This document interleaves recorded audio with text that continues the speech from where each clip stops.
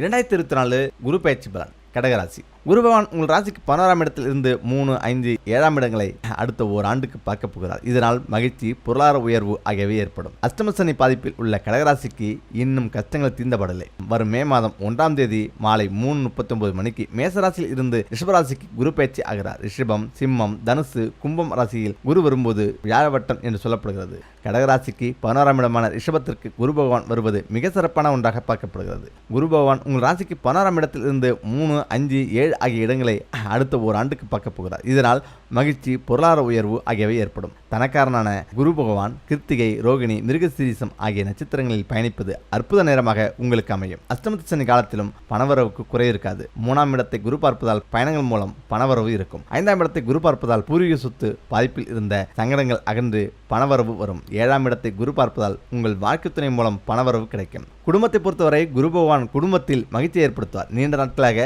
திருமணம் நடக்காத கடகராசிக்காரர்களுக்கு திருமணமாகும். திருமணம் ஆகி பிரிவில் இருக்கும் தம்பதிகள் மீண்டும் சேரக்கூடிய வாய்ப்பு உருவாகும். குழந்தை இல்லாத தம்பதிகளுக்கு குழந்தை பிறக்கும். குழந்தைகளுக்கு உள்ள உடல்நல பாதிப்பு சரியாகும். பிள்ளைகள் சார்ந்த நன்மைகள் கடகராசிக்காரர்களுக்கு ஏற்படும். குடும்பம் சார்ந்த சொத்துக்களில் உள்ள வில்லங்கம் தீர்த்து பூர்வீக சொத்து கிடைக்கும். முக்கியமாக சனி பகவானை ராசிபதியாக கொண்ட கும்பராசிக்காரர்களே, குரு பகவான் உங்கள் ராசிக்கு 4ஆம் வீட்டுக்கு வரப்போகிறார். சுகஸ்தான குருவின் பார்வை உங்களுடைய ராசிக்கு 8, 10 மற்றும் 12ஆம் வீடுகளின் மீது விழுகிறது. உடல் ஆரோக்கியம் நன்றாக இருக்கும். வேலையில் புதிய உற்சாகம் பிறக்கும். சிலருக்கு வேலை செய்யும் இடத்தில் மதிப்பு மரியாதை கூடும். தொழில் ஸ்தானத்தை குரு பார்வையிடுவதால் நல்ல வேலை கிடைக்கும். புரமோஷனுடன் கூடிய சம்பள உயர்வு கிடைக்கும். புதிய தொழில் தொடங்குபவர்களுக்கு நல்ல லாபம் கிடைக்கும். அரசியல்வாதிக்கு வெற்றிகள் தேடி வரும். கும்பராசிக்காரர்களுக்கு இது யோகமான குரு பயிற்சியாக உள்ளது. பொன்பொருள் சேர்க்கை ஏற்படும். உடல் ஆரோக்கியத்தில் கவனமாக இருங்கள். வெற்றியும் அனுகூலமும் கிடைக்கும். ஒரு முறை திருவண்ணாமலை சென்று கிரிவலம் வாருங்கள். நிறைய நன்மைகள் நடக்கும். அதேபோல கும்பம் 4ஆம் வீட்டில் பயணம் செய்யப்போம். சுகஸ்தான குருவினால் நன்மை பல மடங்கு அதிகரிக்கும். குரு பகவானின் பார்வை 12, 10, 8 ஆகிய இடங்களின் மீது விழுகிறது. வேலை சுமை அதிகரிக்கும். குடும்பத்தில் அவ்வப்போது சண்டை சச்சரவு வரும். வீண் சந்தேகத்தால் கணவன் மனைவி பிரிய வேண்டி வரும். அதனால் எச்சரிக்கை தேவை. பொறுமையுடன் போகவும் உணர்ச்சிவசப்படாமல் அறிவுபூர்வமாக முடிவெடுக்க பாருங்கள். வியாபாரத்தில் லாபம் அதிகரிக்கும் என்றாலும் பெரிய முதலீடுகள் வேண்டாம். வியாழக்கிழமை குரு பகவானை மஞ்சள் வஸ்திரம் சாத்தி வணங்க நன்மைகள் நடைபெறும். முக்கியமாக உங்கள் வீட்டில் எப்பொழுதும் பணமழை கொட்ட வேண்டுமா? இந்த விஷயத்துல மட்டும் கவனமா இருங்க. வாஸ்துபடி விநாயகர் மற்றும் லட்சுமி தேவியின் சிலையை வீட்டின் வடகிழக்கு திசையில வைக்க வேண்டும். அதே போல விநாயகர் மற்றும் லட்சுமி சிலைக்கு முன்பாக தினமும் தீபம் ஏற்ற வேண்டும். இப்படி செய்வதால வீட்டுல பணத்துக்கு பஞ்சமே இருக்காது. உங்கள் வீட்டுல எப்போதும் பணமழை கொட்ட இந்த விஷயத்துல மட்டும் கவனமா இருக்கணும். நிதி பிரச்சனை உங்களுக்கு அதிகமா இருக்கா? ஆனா உங்கள் வீட்டின் பூஜை அறையில லட்சுமி தேவியுடன் இந்த சிலையை வைத்தா பண பிரச்சனை முற்றிலும் நீங்கும். வாஸ்துபடி நிதி முன்னேற்றம் வீட்டின் கிழக்கு மற்றும் வடகிழக்கு திசையுடன் நேரடியா தொடர்புடையது. வாஸ்து நிபுணர்களின் கூற்றுப்படி இந்த திசையில வாஸ்து குறைபாடு இருந்தால் அந்த நபர் பணம் தொடர்பான பிரச்சனைகளை சந்திக்க நேரிடும். இந்த திசையில சில பொருட்களை வைப்பதன் மூலமும் நீங்கள் நிதி சிக்கல் இருந்து விடுபடுவீங்க. அதனால்தான் வாஸ்துபடி வெற்றிகரமான தொழில் மற்றும் நிதி செழிப்புக்காக சில விஷயங்களை இந்த திசையில முதலீடு செய்வது நல்லது. இது உங்கள் நிதி நிலையை பலப்படுத்தும். நீல பிரமிட் வீட்டின் வடக்கு திசையில நீல நிற பிரமிடு வைப்பது மங்களகரமானதாக கருதப்படுது. இதை வீட்டில் வைப்பதால பணத்தட்டுப்பாடு வராது என்கிறது வாஸ்தாத்திரம். கண்ணாடி கிண்ணம் சில தங்கள் வீடுகளில் கண்ணாடி பொருட்களை அழகாக அலங்கரித்து வைத்திருப்பாங்க. வாஸ்துபடி வீட்டின் வடக்கு திசையில கண்ணாடி கிண்ணத்தை வைக்க வேண்டும். அதனுடன் ஒரு வெள்ளி நாணயத்தையும் கிண்ணத்தில் வைக்க வேண்டும். இவ்வாறு செய்வதன் மூலம் லட்சுமி தேவியின் அருள் பெறுவீங்க. வாஸ்தாஸ்திரப்படி துளசி செடியை வீட்டின் வடக்கு திசையில நட வேண்டும். இவற்றுடன் அமலா மரத்தை நடுவதும் நன்மை பயக்கும். குடும்பம் பொருளாதார வளர்ச்சிக்கு உதவுது. விநாயகர் மற்றும் லட்சுமி தேவியின் சிலை வாஸ்துபடி விநாயகர் மற்றும் லட்சுமி தேவியின் சிலையை வீட்டின் வடகிழக்கு திசையில வைக்க வேண்டும். அதே போல விநாயகர் மற்றும் லட்சுமி சிலைகளுக்கு முன்பாக தினமும் தீபம் ஏற்ற வேண்டும். இப்படி செய்வதால வீட்டில் பணத்துக்கு பஞ்சம் இருக்காது. லாக்கர் வாஸ்துபடி வடக்கு திசையின் அதிபதி குபேரன். எனவேதான் அந்த திசையில பணம் வைக்க பாதுகாப்பு மற்றும் லாக்கர் ஏற்பாடு செய்ய வேண்டும் என்கின்றனர் அறிஞர்கள். குபேரன் செல்வத்தின் கடவுளா கருதப்படுறாரு. அவருடைய ஆசீர்வாதத்தை பெற இந்த திசையில பத்திரமாக வைச்சா வீட்டுல பணப்பிரச்சனை இருக்காது. வழிபாட்டிற்கு வடக்கு திசை.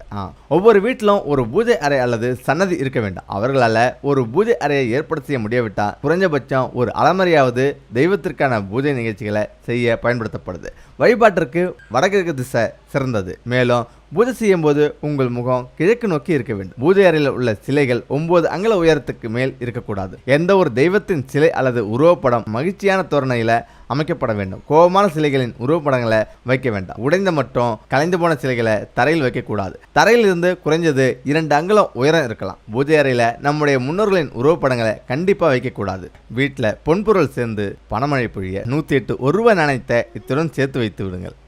வீட்டில் எப்பொழுதும் பொன்பொருள் நிறைந்து செல்வ வளத்துடன் வாழ வேண்டும் என்ற ஆசை ஒவ்வொருவருக்கும் இருப்பது இயற்கைதான். அந்த ஆசைகள் அனைத்தும் நிறைவேற வேண்டுமெனில் அதற்கான உழைப்பையும் முயற்சியும் நிச்சயமாக கொடுக்க வேண்டும். இதையெல்லாம் சரியாக செய்தாலும் எல்லாராலும் நினைத்த வாழ்க்கையை வாழ முடியாதுல்ல. இப்படி நிறைவேறாமல் போவதற்கு பல்வேறு காரணங்கள் இருந்தாலும் கூட நம்முடைய கர்ம வினைகளின் பலனாகவும் சில நேரங்களில் இது போல தடைகளை சந்திக்க நேரிடும். இதனால நாம் எடுக்கும் முயற்சிகள் அனைத்திலும் ஏதாவது தடங்கள் வருவதோடு எதிலும் நம்மால் முழுவதுமான வெற்றியை காண முடியாது. இதை சரி செய்வதற்கான ஒரு எளிய பரிகாரத்தை பற்றி தான் பார்க்க போறோம். வீட்டில் பணமழை பொழிய பரிகாரம். முதல்ல இந்த பரிகாரம் செய்வதற்கு நாட்டு மருந்து கடைகளில் வலம்புரிங்காய் அல்லது இடம்புரிங்காய் என்று இருக்கும். அவற்றில் எது கிடைத்தாலும் அதை வாங்கிக் கொள்ளுங்கள். அத்துடன் சிறிய வெள்ளை நிற துணி, பச்சை கற்பூரம் இவற்றை வாங்கிக் கொள்ளுங்கள். இத்துடன் 108 1 நாணயத்தை எடுத்துக் கொள்ளுங்கள். இந்த பரிகாரத்தை வலதுபுறை அஷ்டமி அன்று பைரவரை நினைத்து செய்ய வேண்டும். இப்போது பரிகாரத்தை எப்படி செய்ய வேண்டும் என்று பார்க்கலாம். அதற்கு ஒரு கண்ணாடி பவுல் எடுத்துக்கொள்ளுங்கள். அதில் இந்த வலம்புரிங்காயையும் 108 நாணயம், பச்சை கற்பூரத்தையும் சேர்த்து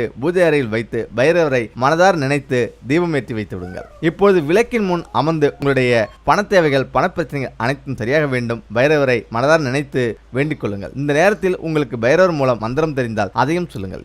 இது மேலும் விசேஷமான பலனை தரும். அதன் பிறகு பவுலில் உள்ள பொருட்கள் எல்லாம் வெள்ளை நிற துணியில் சேர்த்து முடிச்சாக கட்டி கொள்ளுங்கள். இந்த முடிச்சை அப்படியே பவுலில் வைத்து பணம் வைக்கும் இடத்தில் வைக்கலாம். அது பீரோ, வீட்டு வரவேற்பு அறை அல்லது தொழில் செய்யும் இடத்தில் வைக்கலாம். இந்த முடிச்சு இருக்கும் இடத்தில் பணவரவு தாராளமாக இருக்கும். வீட்டில் செல்வம் சேரவும் பணவரவு பெருகவும் இந்த பரிகாரம் நல்ல பலனை கொடுக்கும் என்று சொல்லப்படுகிறது. முக்கியமாக குரு பெயர்ச்சி வழிபாடு தலங்கள். திருக்கோவிலூர் ஏறத்தாழ 2000 ஆண்டு பழமையானது திருக்கோவிலூர் கோவில், பெருமாள் கோயில். இக்கோயிலின் திருப்பணிகளை சோழர், பாண்டியர், பல்லவர், விஜயநகர மன்னர்கள் செய்துள்ள தகவல் கல்வெட்டுகள் மூலம் தெரிய வருகிறது. இந்த ஆலய தலவிருட்சம் புன்னை மரம், ஆஞ்சநேயர், கருடாழ்வர், முனியப்பசாமி இங்கு எல்லை தெய்வங்கள். இந்த ஆலயத்தில் 3 ராஜகோபுரங்களும் 4 சிறிய கோபுரங்களும் உள்ளன.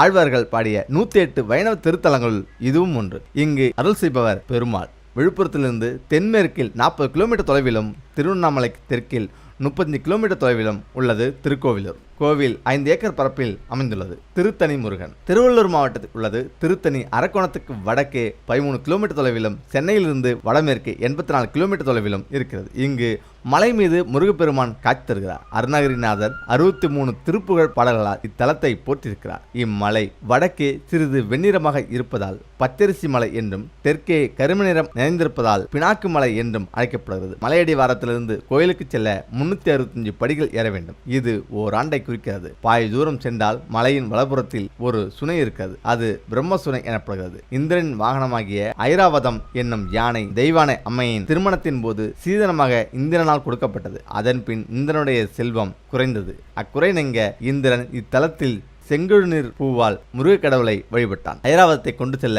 முருகன் இசைவு தந்தார். ஆயினும் சீதனமாக தந்ததை திரும்ப பெறுவது முறையல்ல என்று இந்திரன் தயங்கினான். உன் முன்னோர் எனக்கு எழுதி கொடுத்த சாசனத்தின்படி நீ எனது அடிமை, அடிமையாக இருக்கும் நீ மனம் முடிக்க உரிமையில்லை என தர்க்கம் செய்தார். சுந்தரர் கோபம் கொண்டார். பித்தன், பேயன் என்றெல்லாம் வசைமொழிகளை வாரி இறைத்தார். பிறகு இருவரும் திருநாவலூர் வழக்காடு மன்றத்திற்கு வந்தனர். அங்கு ஈசன் அளித்த ஆவணங்களை ஆராய்ந்து முதியவருக்கு சுந்தரர் அடிமை என்று தீர்ப்பு கூறினார்கள். அடிமையான சுந்தரரை ஈசன் தனது உறைவிடமான திருவெண்ணநல்லூர் ஆலயத்திற்கு அழைத்து சென்றார். இதுதான் எனது இல்லம் என கூறி இறைவன் கருவறைக்குள் சென்று மறைந்தார். சுந்தரர் திடுக்கிட்டார். பின்னர் இறைவன் காட்சியளித்து தன்னை போற்றி பாடுமாறு கூறினார். சுந்தரரோ வந்தவர் கடவுள் என அறியாமல் பித்தா என தூற்றிவிட்டேன், இப்பொழுது போற்றி பாட எனது நாக்கு எழவில்லை என கதறி அழுதார். இறைவன் அவரை தேற்றி நீ என்னை தூற்றிய பித்தா என்ற சொல்லையே ஆதியாக கொண்டு போற்றிப்பாடு என்று கூறினார். சுந்தரரும் பாடினார். இறைவனை பித்தா பிறைசூடி என போற்றினார். இறைவனால் தடுத்து ஆட்கொள்ளப்பட்ட கிராமம் இன்றும் தத்தார்கொண்டூர் என வழங்கப்படுகிறது.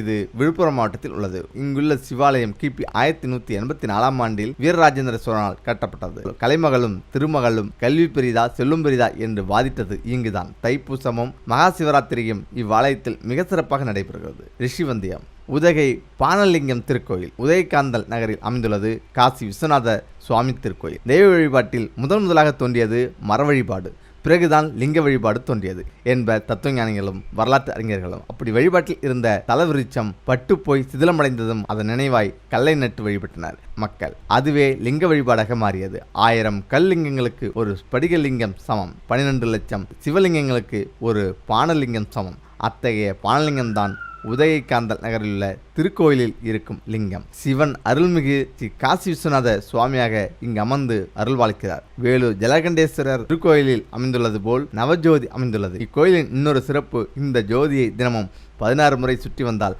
அவர்களின் சகல பிணிகளும்